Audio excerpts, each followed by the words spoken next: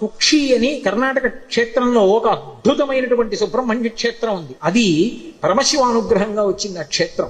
గరుత్మంతుడు ఒక రోజు మంచి ఆకలి మీద ఉన్నాడు. వాసుకి వెళ్ళిపోతున్నప్పుడు ఈ వాసుకుని చంపుదామని గరుత్మంతుడు వచ్చి తన రెక్కలతో కొట్టి వాడి ముక్కుతో గాడ వేశాడు. వేస్తే తన పడగలెత్తి ఆ పడగల మీద ఉన్నటువంటి మణుల యొక్క కాంతుల చేత కళ్ళు బైర్లు కమ్మేటట్టుగా గరుత్మంతుడి మీద కాంతి ప్రసరింపజేసి తన యొక్క పడగలతోటి కాట్లు వేశాడు వాసుకి. కానీ సహజ బలవంతుడైనటువంటి గరుత్మంతుడు ఆక్రమించబోయాడు.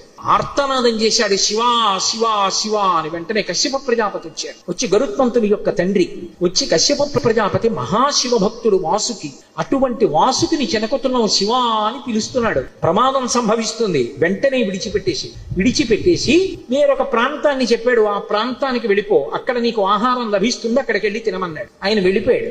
వాసుకి వంక తిరిగి, నువ్వు ఇంతటి శివభక్తుడివి,